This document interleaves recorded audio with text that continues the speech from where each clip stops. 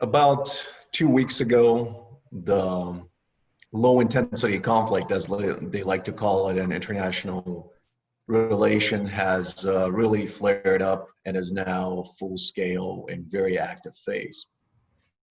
Both sides, the Republic of Azerbaijan and the Republic of Armenia, have amassed quite large forces, and fighting there goes on every single day.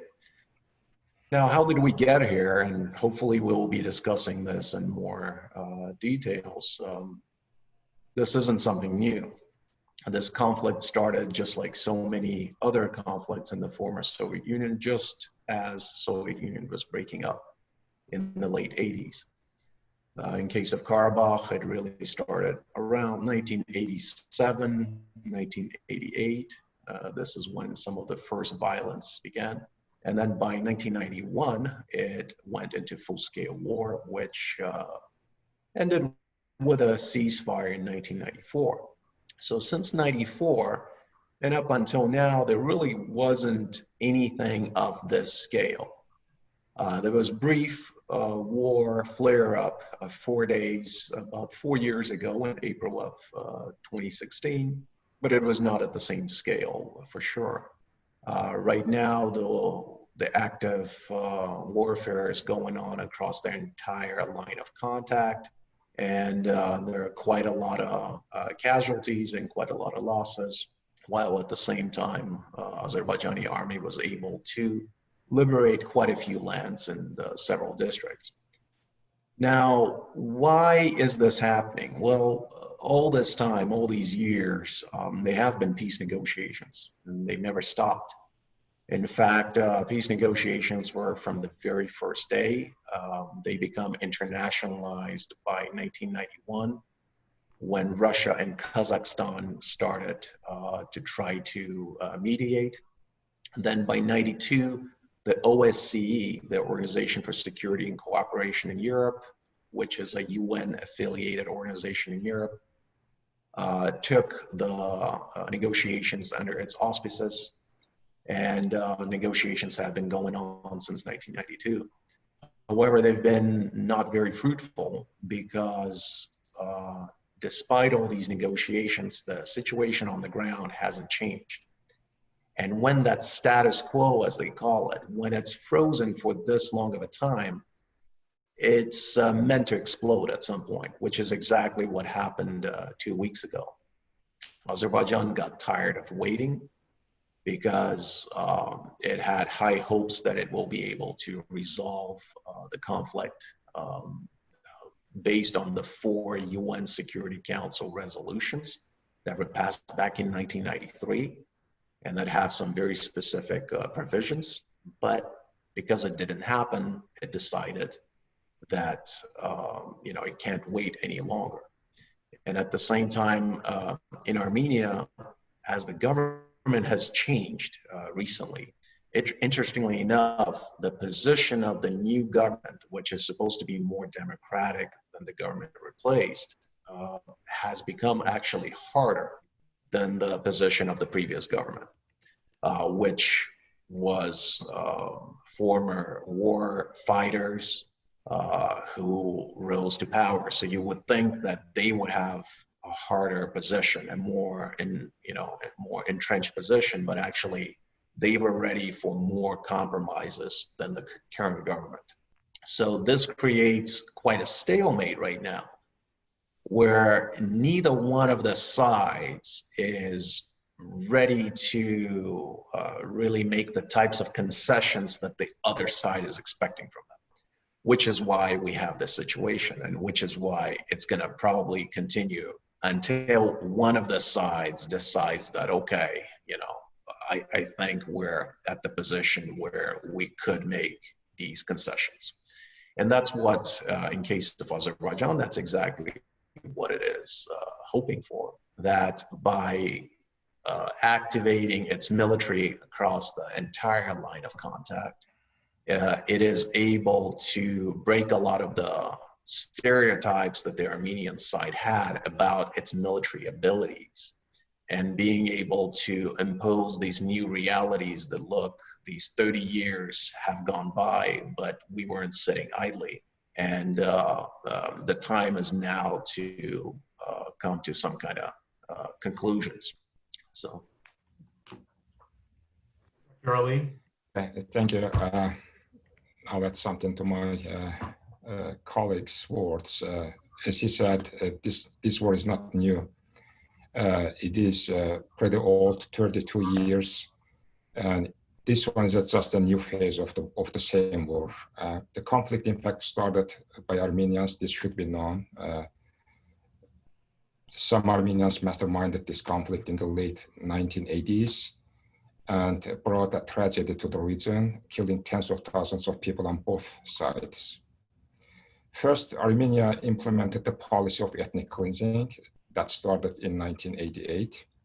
And Azerbaijanis living in Armenia were expelled from Armenia. And at that time, it was part of the Soviet Union. And just to note, once Azerbaijanis were in majority in Armenia, about you go back to 100 years, and you'll see that they were in majority in Armenia. But today you can't find a single one in there. In Azerbaijan, still there are tens of thousands of Armenian livings. Just recently, a couple of days ago, when Armenian armed forces shelled Ganja, the second biggest city of Azerbaijan, by chance, they just destroyed the house of an Armenian lady living over there, just as an example. And in addition to the Nagorno-Karabakh region that Armenia has claimed but never has been able to establish a legal title, they have occupied, Armenian armed forces occupied 7 other administrative centers of Azerbaijan that we call rayons, Zengilan, Kubatli, Latsin, Kelbajar, Zabrail, that has been liberated recently, Fizuli and Agdam. And it's also very important to note that almost 1 million people became internally displaced people in Azerbaijan, or refugees. And they have lived in incredibly hard conditions for many years. And this has had a very adverse effect on education, social well-being, etc. And this conflict escalated a few times during these 32 years. The worst one just before this one was in April of 2016, but it de-escalated again pretty quickly. It seems that this one is a little bit different because the conditions are not ripe for de-escalation. Probably it's going to take some time. But also to note that this war, judging by listening to various people, is a war for Azerbaijan, is a war of identity, dignity, and honor. Because they have seen a foreign aggression. And there are 2 types of wars. Usually we speak about 2 types of wars. The first is just war. The second one is unjust war. Just war takes place when somebody tries to self-defense or defend his or her motherland. An unjust one is when a country uses aggression against another country. So it means that Armenia is fighting an unjust war and Azerbaijan is fighting a just war. Thank you. A little bit regarding the start of the war, there are reports of who started the war and whatnot, and I don't want to go into that because I know where you all stand about that. But what about the incentive? What incentive does Armenia have for those who think Armenia started the war, and what incentive does Azerbaijan have? It seems like things have been at a stalemate, maybe brewing, maybe the pot was boiling for a while, but what is the incentive for each country to start? Well, sure. Well, first let's start with Azerbaijan. I think that's the easiest one. For Azerbaijan, the incentive is very clear, and it has stated it many times at every possible level, from the president all the way down to regular citizens. Azerbaijan wants to restore its territorial integrity and wants its lands back under its sovereignty. Right now, about 16% of Azerbaijan is occupied by Armenian army. And that 16% comes, by the way, from the CIA fact book. That's their calculation. The occupation has been well established by those very 4 UN Security Council resolutions from 1993, where they have specifically identified Azerbaijan and Armenia, the Republic of Armenia, as the 2 sides, and have called for immediate cessation of hostilities and immediate withdrawal of all occupying forces, and I'm quoting, without any preconditions. Since that hasn't happened, of course, it is a big incentive for Azerbaijan to enforce that. And because it has the legal right to do that under UN Charter, specifically Article 51 of UN Charter, it means it can do that without any threat of sanctions or any other kind of reaction, harsh reaction from the international community. So with Azerbaijan, it's all clear. And no one's concealing that really on the Azerbaijani side. Now, let's review the Armenian incentive on the other hand. And again, we don't know exactly who started it. Certainly most fingers are going to be pointing at Azerbaijan, and Azerbaijan is absolutely okay with that, actually.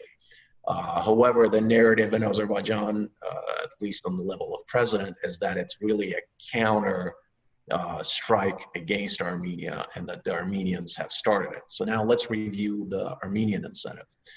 The incentive could be probably viewed, if we just go back a couple of months, back in July, there was another flare-up right on the border between Armenia and Azerbaijan. It was actually pretty far from the Karabakh region. And when that flare-up started, a lot of the world community, a lot of the analysts have noticed that it happened because Armenia wanted to take a strategic mountain on that position, which would have allowed it to have a direct view of the oil and gas pipelines as well as the railroad, all 3 of which are very strategic, that connects Azerbaijan to Georgia, Turkey, and then further on to Europe. So basically, if you want to be able to strangle Azerbaijan's finances, what you need to do is destroy its energy infrastructure. And the best way to destroy that energy infrastructure is when you have actually direct ability to see what's going on there. And so, by the way, this was said and admitted not only by various third parties, but the Russian foreign minister, who himself is actually of Armenian descent, admitted that much, that Armenia started back in July. And the prime minister of Armenia, Nikol Pashinyan, actually asked the Armenian defense minister, his own minister, Tanayan, as to why did Armenia engage in that provocation. And this was very widely reported in Armenian news. So this hostilities right now are really tracing its origin back to July, when it started, and then after a few days it stopped because of the pressure from the international community.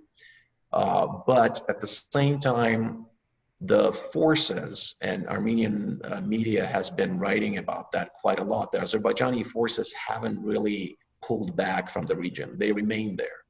In fact, anyone who was reading media reports, intelligence reports of any kind, open intelligence, of course, I'm talking about, in the past couple of months would have probably agreed that what's happening today is not surprising anybody.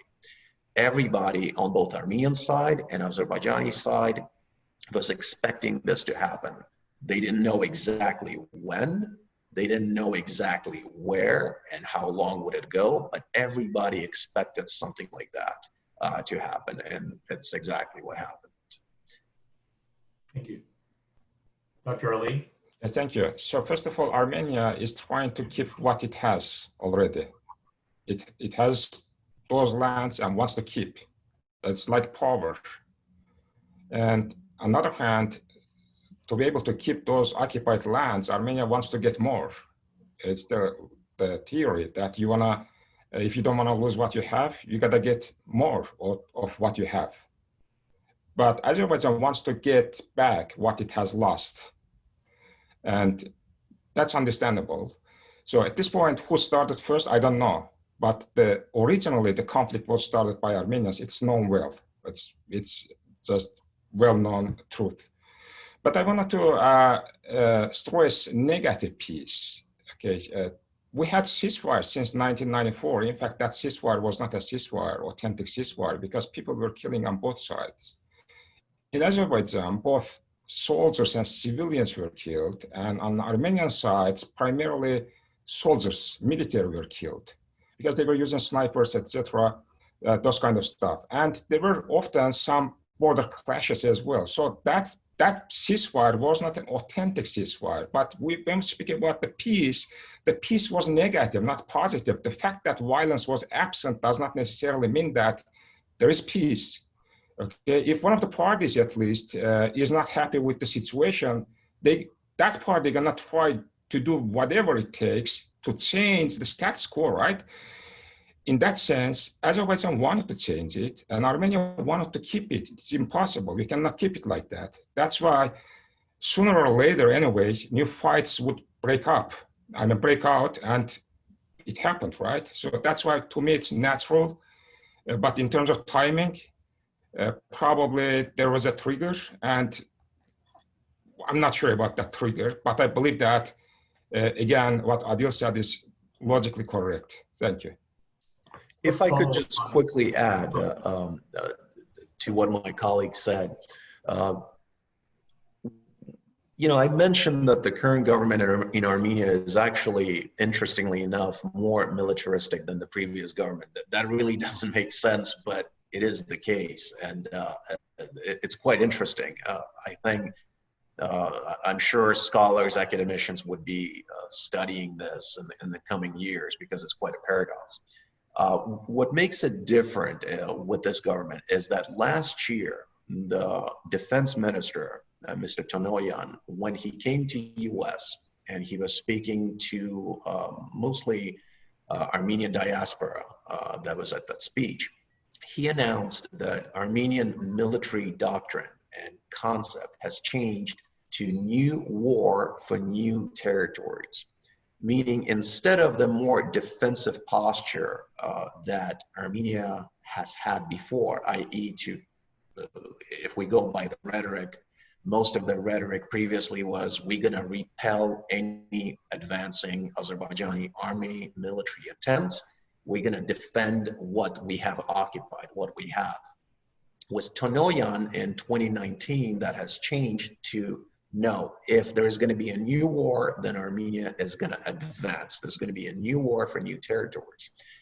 This has really changed, I think, in a major way, the whole calculus, because the message to Baku was, oh my God, these guys are not satisfied with 16% that they have occupied since the 1990s, but they actually want more. Moreover, they want to occupy, they were talking a lot about Ganja and Mingechavir.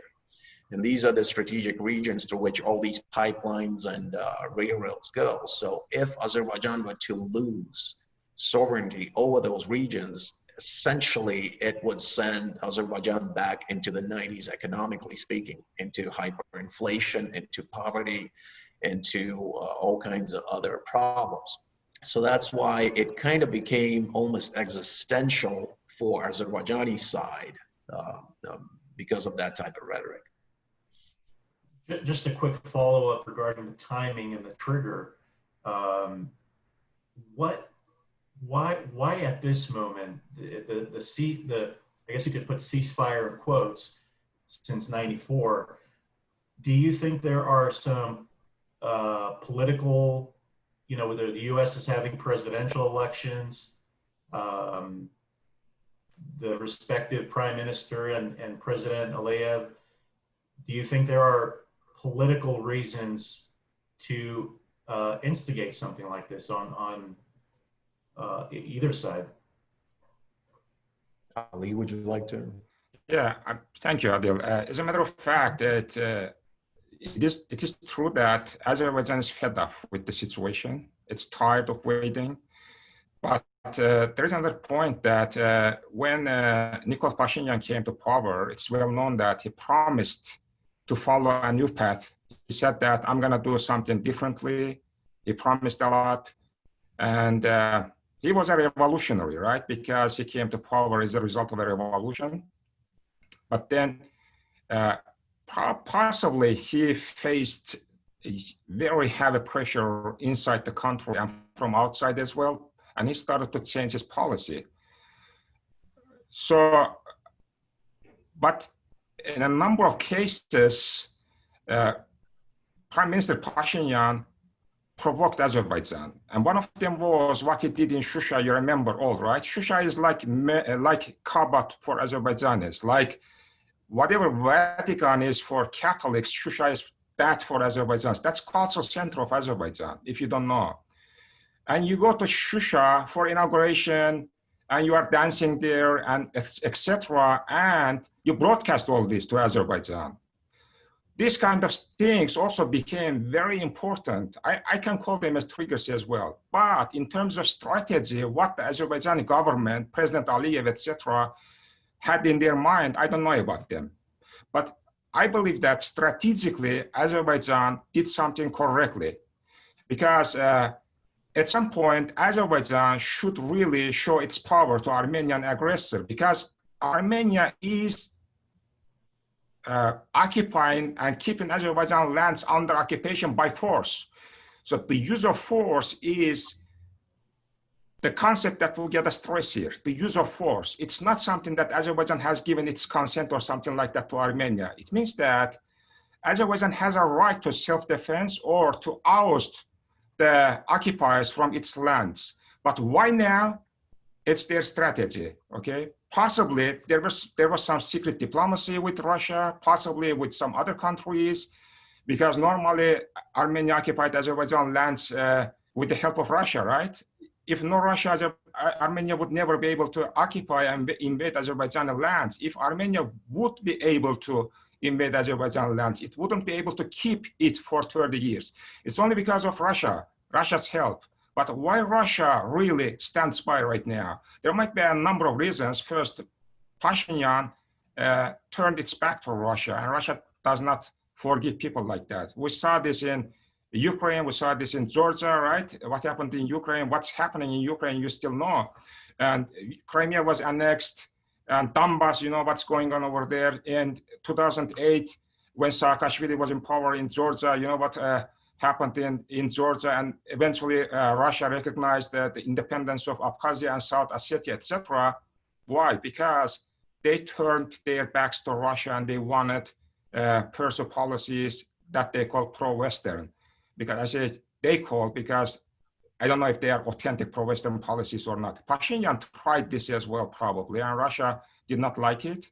But how did Azerbaijan use this as a policy, as a secret diplomacy, etc.? I don't know that. But I believe that Azerbaijan was really ready for this war. And the reason is that Azerbaijan was dissatisfied with the status quo. Armenia wanted to keep it, but it's impossible. Why? As I said, because the peace is not authentic, not positive. One of the parties, at least, was extremely dissatisfied. That was Azerbaijan, and that's why Azerbaijan was ready to go war all the time. By the way, it's not only the government, okay? Because, as I said, this is the war of dignity and honor for Azerbaijanis and identity, as a matter of fact. It means that people wanted to go to war. People. If you read Azerbaijani news, media, etc., continuously, you could see similar articles. People expressed their willingness from time to time that they wanted to volunteer to go to Karabakh and liberate their lands. The government understood this, that people wanted that, and probably the government also thought that that was a right time. Plus, again, it has a right to self-defense. Again, Azerbaijan is not using force against somebody else. The war is taking place in Azerbaijani lands, and this is a great justification for war. Thank you. Speaking of Russia, Russia plays a very interesting role in global politics. but especially in this area, they're known to support Armenia, but they've also supplied arms to Azerbaijan. They seem to play both sides on a lot of different things. And you also have Turkey in play. My question is, you have a country of Azerbaijan, the population is what, 7, 8 times more than Armenia and a lot more than Karabakh. Speaking on defense and speaking on their ability to defend themselves, why does Azerbaijan need Turkey, or is it just more of a ethnic allegiance to each other? And if it's only an ethnic allegiance, why the overt support for Azerbaijan? This is a great question, actually. There are multiple sub-questions in this one question, so let me try to unpack it.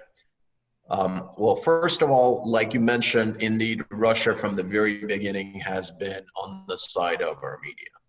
This was proven yet again by the top businessman in Russia who's of Armenian origin, Mr. Vardanyan, who sent an appeal, a public appeal to President Putin, in which he said, please come to our defense just like you did in 1988. This is just from a week ago, literally, that he published. Here I have a quote from a former US ambassador to Russia, William Burns, who later became the Deputy Secretary of State. He wrote in WikiLeaks in 2006, territorial conflicts, most of them separatists, erupted in Nagorno-Karabakh, Transnistria, South Ossetia, North Ossetia, Ingushetia, Abkhazia, and Tajikistan. Russian troops were involved in combat in all of those conflicts, sometimes clandestinely. In all except Nagorno-Karabakh, Russian troops remain today as peacekeepers, and so on and so forth. Now, it's true that Russia supplies weapons to both sides. However, let's look at two very important distinguishing features. To Azerbaijan, it sells those weapons, and it sells them at market prices. To Armenia, it gives the same weapons for free or on loan, on zero interest, 10-year loan that typically gets forgiven. So that's really not the same. Number two, let's look at the type of weapons that are being provided. Whereas Azerbaijan gets conventional weapons like tanks, APCs, artillery, as well as some air defense like S-300, Armenia gets the most advanced Russian ballistic missile system, the Iskander, the type of missile which they claim no air defense can intercept. And certainly the Azerbaijani S-300s, which are previous generation air defense, cannot intercept the missiles that Russia provided to Armenia for free. And those missiles are very dangerous because they can reach Baku and they can reach the oil infrastructure. So there, yet again, we see that there's quite a disparity. Azerbaijan is spending billions of dollars, Armenia is not spending anything, and Armenia is getting some offensive weapons that Azerbaijan doesn't even have defense against. So that's the important thing. Now, in terms of Turkey, you have probably watched by now, and certainly viewers are most welcome to do that, watched many videos from the war, from the ongoing war right now. As you can see, all the soldiers, all the officers are Azerbaijani. They're speaking Azerbaijani, they're wearing Azerbaijani uniforms. They're all Azerbaijani. There's not a single Turkish soldier or officer, not among alive, neither among dead ones, right? So this has been denied specifically by Azerbaijani side, including the president.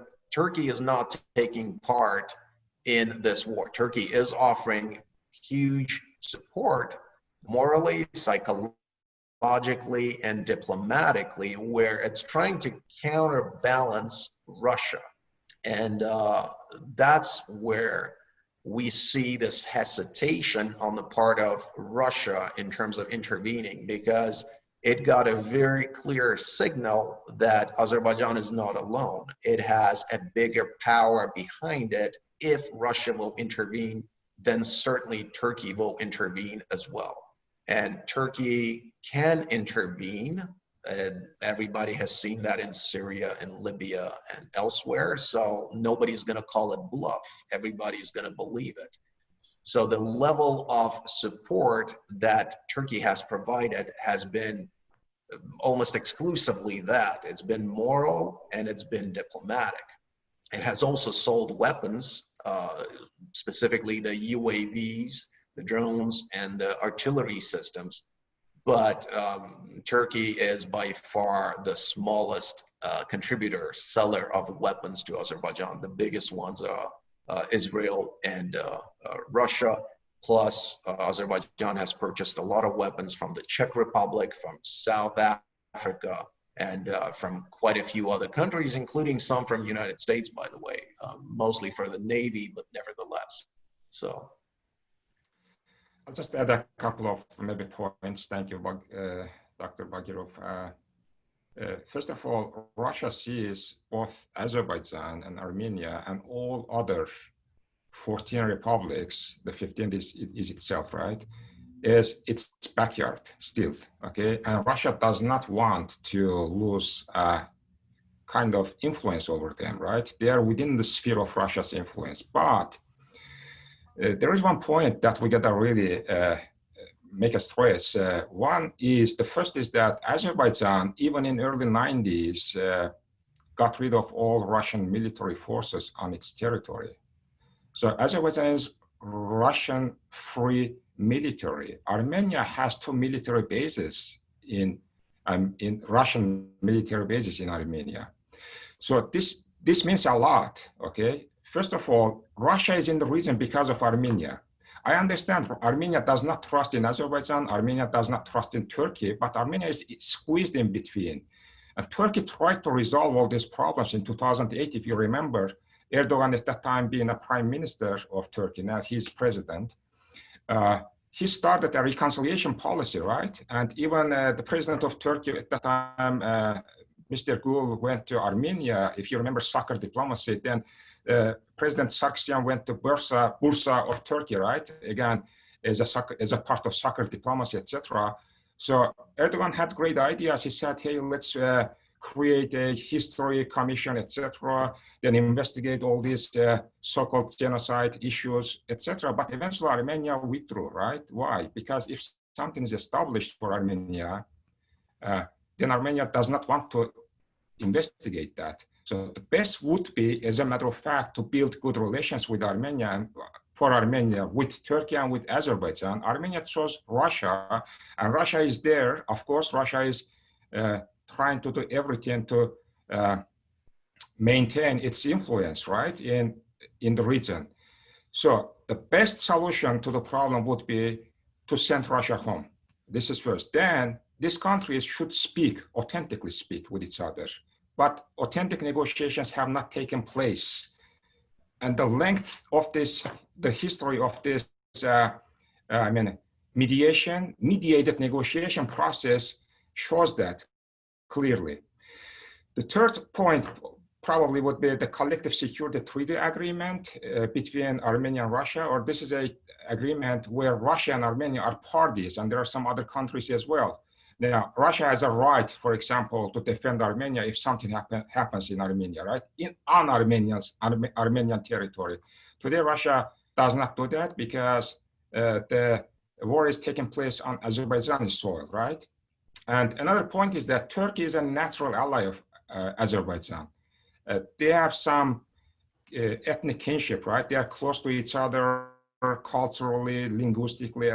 They have some ethnic ties, and that's natural that Turkey supports Azerbaijan. But this support is not on the war ground, right? It's diplomatic, etc. And alliance is something legal in the world. Every sovereign state can have an ally, or a number of allies. And Turkey is an ally of Azerbaijan, and there is nothing wrong in that. Thank you. Okay, so we're about 10 minutes in. If you believe it or not, we're almost toward the end. We have a lot. could, like you were saying, Dr. Adil, this could go on for a long time. Yeah. But out of respect of the time, maybe if you guys could use some short answers so we could get to some of the questions. There's a question here. Is it legal for Armenians from Syria, Lebanon, the U.S. to fight in occupied lands? And I think there are also reports of Syrians fighting as well. If you want to, maybe one of you take it so we move on to the next question. Okay, I'll be quick in that. It's Yes. illegal under international criminal law. It's illegal because if a national of another country goes to the territory of other country, it kills the citizen of another country. There are a number of principles of international law involved in that. There are a number of them, like citizenship principle, extraterritoriality, territoriality, etc. So Azerbaijan has jurisdiction on its lands, and Armenia has jurisdiction on its own lands. And those guys, wherever they come from, they are under the jurisdiction of their own country, the law of their own country, right? So it means that three countries are involved here. Okay, if a criminal comes there and gets engaged in a criminal activity, any of those countries may prosecute that person in the future. So it's not legal. Okay, let's looking at the and unfortunately you have civilians affected when you have war. Yeah. I know there were reports yesterday of the church in Shushi, or you guys say Shusha, right? Shusha. I know that was very symbolic there. I know there's also a mosque there that still stands, and then there was also another area of civilian casualties on the Azerbaijani side, and those number, from what I've read, on both sides, it's roughly around 40 civilians, and the militaries and the Armenians have reported about 200 or so. There's nothing from the Azeri side that has been reported as far as soldier casualties. My question is, the solution that has been presented, in addition to what Dr. Ali, you said about not involving Russia or asking Russia to leave, is to have the Armenian troops leave the region. That would make, the lack of a better way of describing it, Azerbaijan very happy. Let's say that happens, which is not likely, but let's say that happens. How does Azerbaijan plan to govern an area that is predominantly Armenian, if they decide to stay there? Maybe Adil, want to answer, or you want me to go with a few? Yeah, if I can answer that.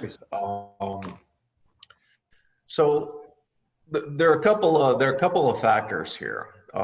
First of all, let me address the issue of bombardment. It's indeed very unfortunate that civilians on both sides end up suffering due to this being a war that really shouldn't be there. Like I was alluding several times, there are 4 UN Security Council resolutions. So just so that the viewers understand, UN Security Council resolution has the status of international law, meaning it's mandatory. Those 4 UN Security Council resolutions were passed in 1993. They're very unequivocal. There's no different reading there. They're very clear. They say that all occupying forces must withdraw without any preconditions immediately. And anybody who wants can look them up. They go from Resolution 822 and all the way, all 4 of them were passed in 1993. So yes, the correct blueprint would be for the Armenian forces to withdraw. Now, then the question is, okay, well, let's say they do withdraw. Can Azerbaijan govern this ethnic minority, the Armenians there? That's a great question. Well, let's look at the record. Let's really look at the record. Number one, Azerbaijan has ethnic Armenians living throughout the country, even today. Ali mentioned that during the bombardment, an Armenian lady was wounded by Armenian shelling of Ganja, the second largest city. This was just a week ago. I forget her name, Karine something, but there is a lot of footage and photos online. There are anywhere from 20 to 30,000 Armenians living in Baku, in Shaki, in Gebele, in Ganja. This is not Azerbaijani estimate, by the way. This is not the numbers from the Azerbaijani census, even though they corroborate that. This is from the US State Department. This is from many different sources. This is even my own. I know several Armenians living in Baku. I've known them. If I could interject really quick, Dr. Sure. Adil, I feel that the Armenians in Qarabağ are going to be slightly different than those who choose to be in Baku. Fair enough. And let me address that.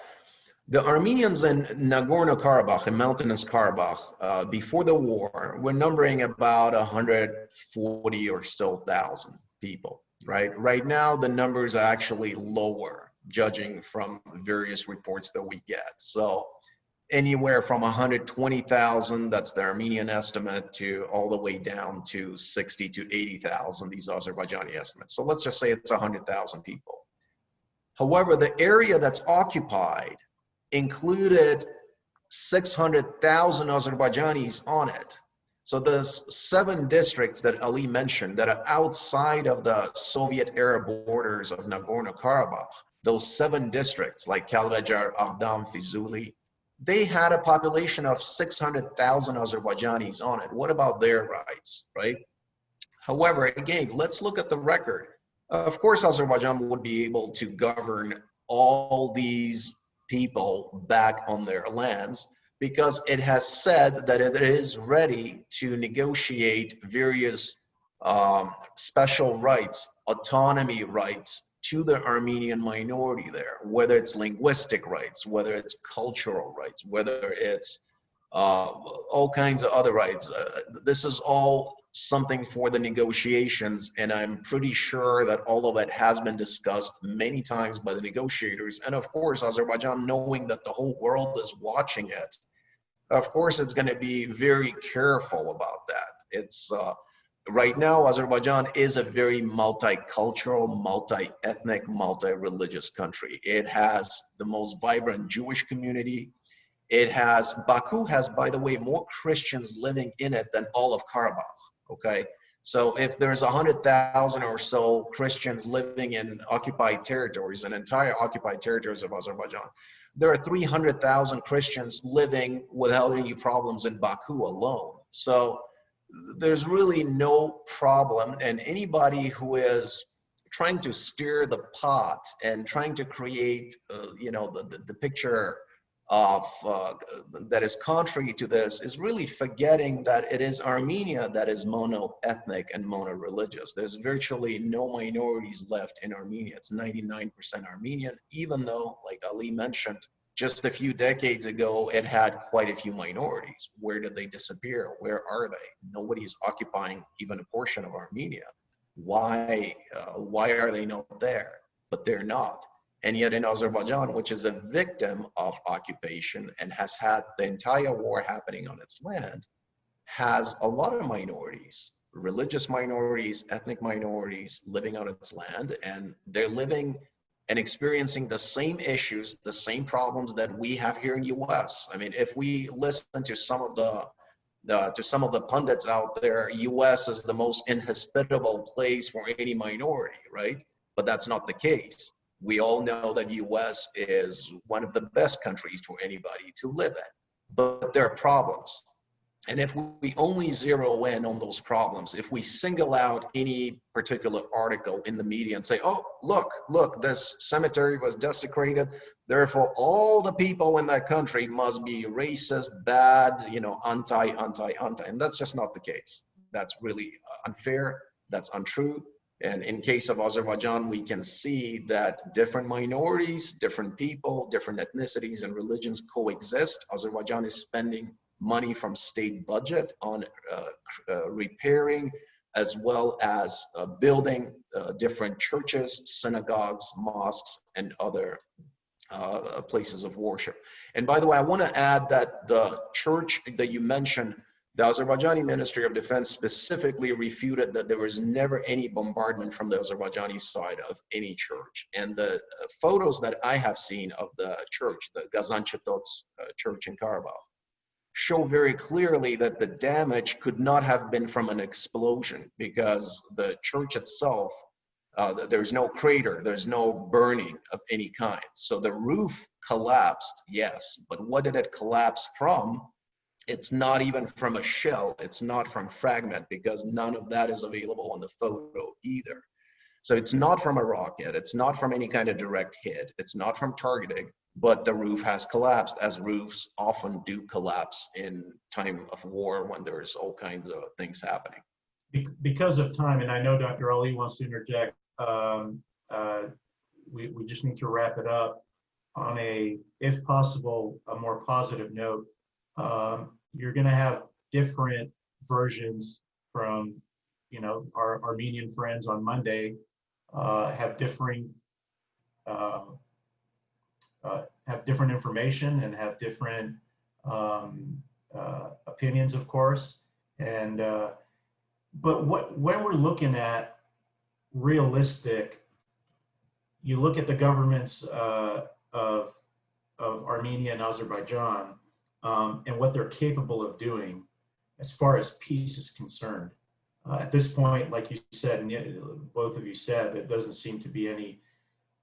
But as far as a compromise, and I want to read you something from a book that was written back in 2003 about the region. It said, any just solution to the Nagorno-Karabakh dispute will entail painful compromises on both sides, and it will have to balance radically opposing principles. At the moment, such compromises seem far less likely,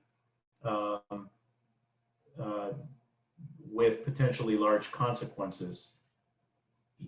Dr. Ali, you oversee the peace division or department at UNC.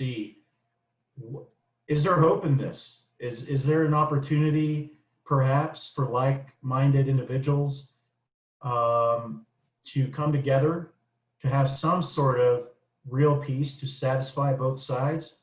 Or are we going to, is this going to continue? And if there is an opportunity for peace, what does that look like? And I know you talked about compromises on the Armenian side. Is there a responsibility on the Azerbaijani side? Yeah, Azerbaijan and Armenia have negotiated for about 30 years, and they had a number of solutions, so-called. I would say one of them was step-by-step, another package, common state, etc. Azerbaijan always expressed its willingness to grant Armenians of Karabakh the highest form of autonomy. As a matter of fact, before this conflict started, Armenia enjoyed autonomy within the Azerbaijani Republic during the Soviet times. So possibly going back to the pre-war status quo would be the best way.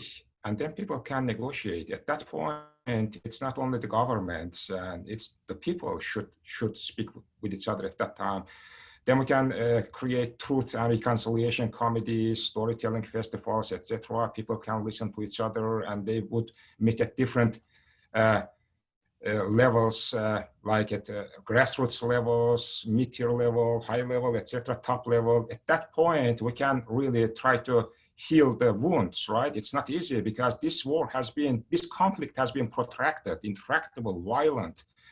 The results, consequences of it are terrible, right? So it's not easy really to stop it overnight and then address all the problems overnight. No, it has been 30 years. Probably we need at least 5 to 10 years to resolve it completely. But when can we start doing that? When the violence stops. When the violence gonna stop? When the Azerbaijan is able to restore its territorial integrity. Is Armenia ready to that? No, obviously not. If Armenia is ready, I can assure you that the peace process is gonna immediately start. If Armenia today says, okay, I'm gonna withdraw my troops from Azerbaijani territories, the peace process is gonna start tomorrow, trust me.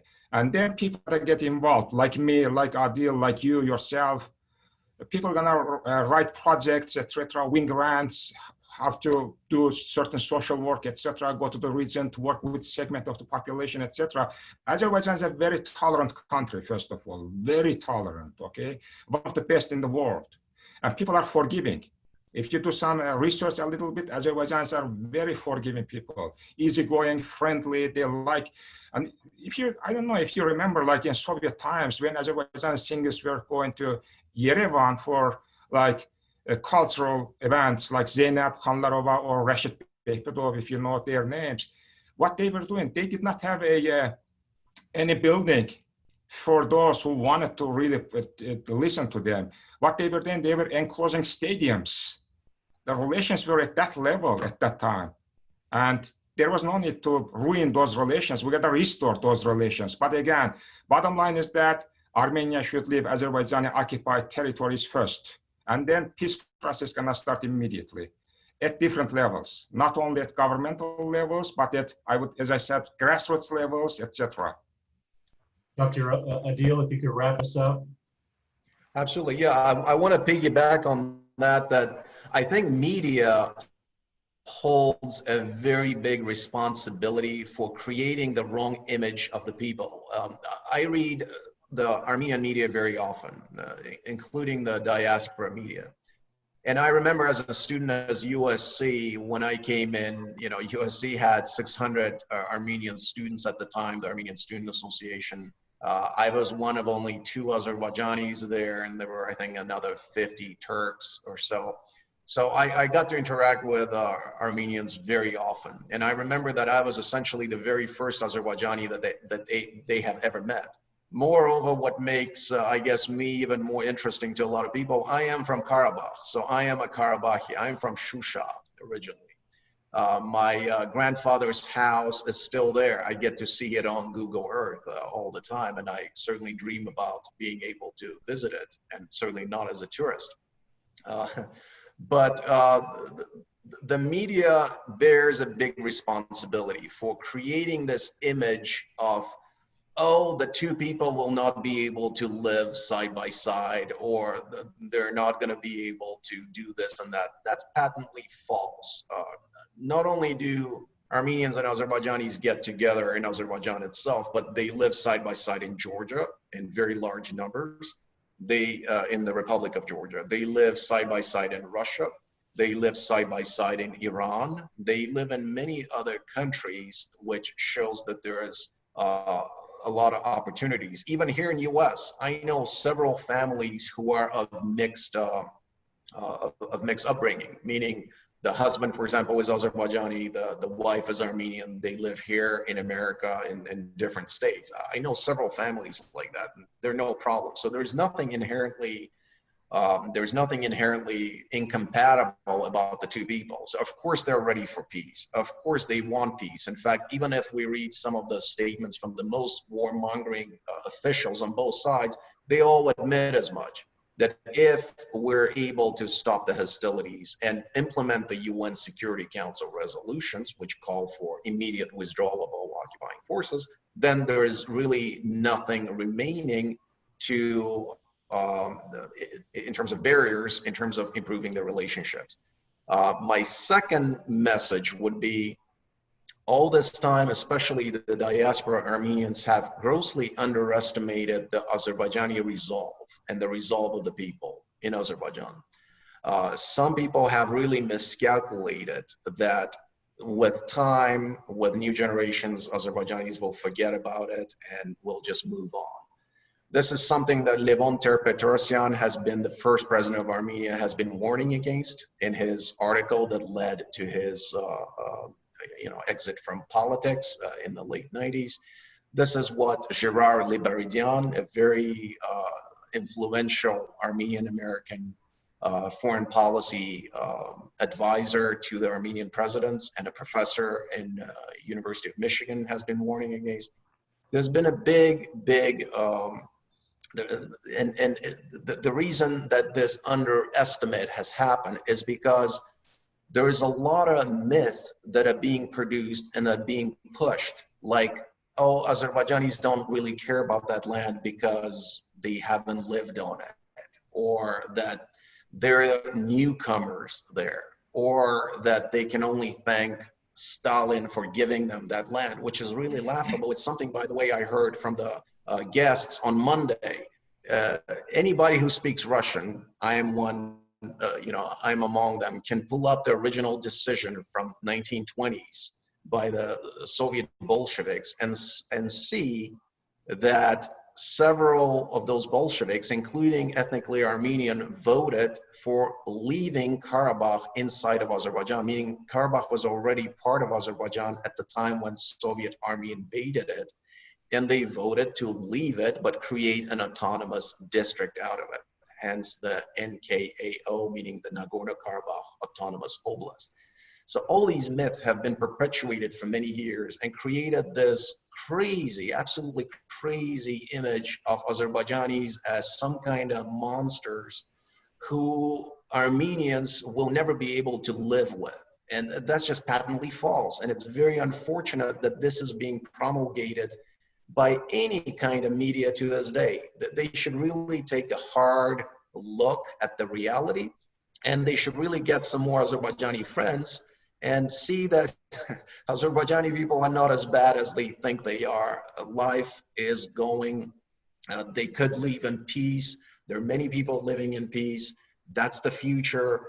And really, Azerbaijan is doing very well economically relative to many other countries. Yes, thanks to oil and gas and other reserves that it has. And this wealth is going to be shared with that very region, with all of Karabakh, not just Nagorno-Karabakh, but all of Karabakh, meaning all of these regions. Everything will be rebuilt. Life is going to be much better. Why is this war being perpetuated instead of enjoying life together within internationally recognized borders where you don't have to fear for any safety, where you can actually travel with your passport internationally, where you can, give everything you want to your children, from education to everything else. These are the opportunities that are not available right now to anybody in occupied territories. That's something that needs to be done. And I think it is imperative for the Armenian diaspora to play a more positive role in this conflict, because it's so numerous and it has such a big influence on the Armenian government, especially on Pashinyan government. It's really important for the diaspora to kind of come and play that positive role. So that's my closing remarks. The only thing I would add to that, as far as media is concerned, is I think the governments can play a significant role. Of course. The media is what it is. With you have governments in place, and there's so many follow-up questions I wanted to have, and maybe we could have you all back on again. At the end of the day, I think what's happening is not a positive thing for anybody. Compromises are needed on both sides for this to end, and it takes two to tango, so to speak. And I'm hopeful that something good may come out of this, but like Dr. Ali said, it's gonna take some time. But well, look, thank you, Dr. Adil, Dr. Ali, for joining us, and thank you. I know that we had so many other comments in the Q&A and also in the chat room. I apologize for not getting to those. What I'll do is, if our panelists are okay, I'll share your contact with them if people want to follow up with you to ask any questions or comments. And we really appreciate you all for coming to share your perspective of what is happening in the Caucasus. And we appreciate the support we get from our viewers. And this will also be on our Facebook page. And you could get the recording off of our Facebook page. That's one of the questions with just shortly. As soon as Zoom makes it available, we'll make that happen. And you could go to our fan page and type away your comments. And I know that's one thing for sure when it comes to this issue. There's a lot of commentary involved, some based on facts, some based not on facts, and it's a very emotional issue for both the Azeris and also the Armenians. And what we want is to bring that to the platform, to give them a platform to share those ideas from experts like Dr. Ali and Dr. Adil. Membership, if you are interested, please visit our website, wacofsa.org. Samantha's putting it in the chat room. And of course, we'd appreciate your support by making a gift to the World Affairs Council.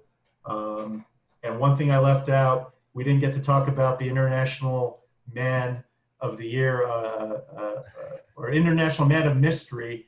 Dr. Adil has been designated that in his state of Ohio, but maybe we will talk about that. And we spend that's time just talking politics. Yeah, that's wonderful politics. But all of us, when we come from these type of backgrounds, where we're born in one country, get educated in another country, live in a third country, and so on. Certainly all international, and that's what makes this country so beautiful, where so many different people can come and realize their potential, can live here in peace and enjoy this type of very civil, very productive conversations that can really contribute to peace, to understanding, and to mutual enjoyment of life. Yeah. Very good, very good. Well, thank you, Dr. Ali. Thank you very much for making this possible, Armin. Yes. You're very welcome. Very much. Stay tuned. We have several programs coming up later this month, including one about China. And also we have a special presentation with the Mexican and Canadian consuls about something happening right here in San Antonio. Thank you all for tuning in. Sorry we went over a little bit, but this is a hot topic. So we will follow up with those who registered, send you the recording, put it on social media, and y'all have a great weekend. Thank you very much. Thank you for hosting us. Bye-bye.